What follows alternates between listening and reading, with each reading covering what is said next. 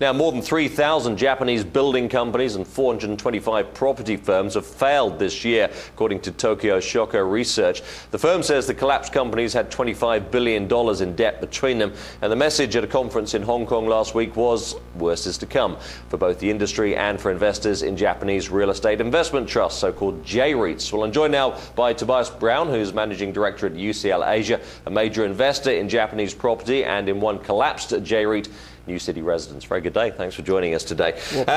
With New City in particular, you've got this concern here because there's a bank, the Japanese form of bankruptcy protection is now underway with New City. You formed a shareholder pressure group, though. What's your main concern here?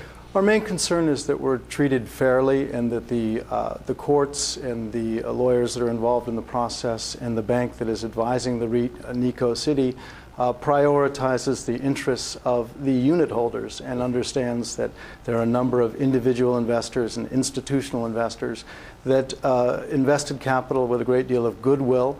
And we believe that there were some misjudgments on the part of the historical management, and we would like new management to quickly come in and stabilize the situation. We think there's a tremendous amount of residual value in the New City REIT, but changes need to occur, and they need to occur quickly.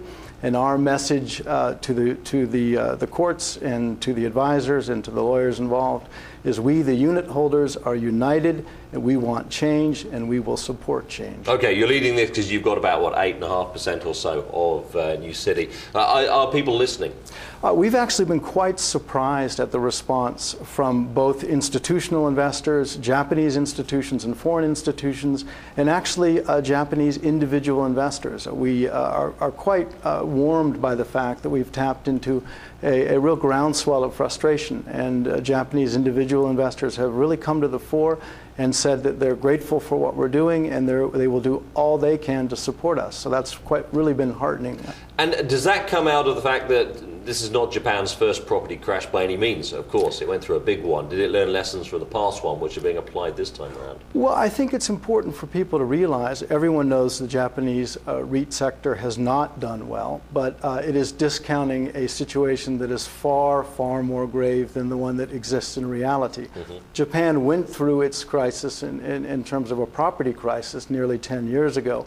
And a lot of the excesses have been wrung out of the system. So it's very, very different from the residential real estate situation we see elsewhere in the world.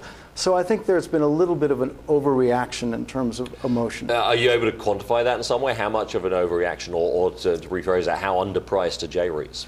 Well, put it this way, the market is discounting a situation that is 3 to 4 times worse than what exists in the market today for the resale value of residential property, as an example. So what the REIT prices are telling us, our prices are going to go down 3 to 4-fold from their current decline. And that, if that would occur, which seems to be highly unlikely, it would cause immense structural problems for Japan, and the fundamentals don't support that. If J-REITs are so cheap at the moment, it would be tempting to put fresh money into them. Are you doing that? Well, certainly I did so over the last few weeks prior to New City delisting, and I think that showed my personal confidence in the investment opportunity.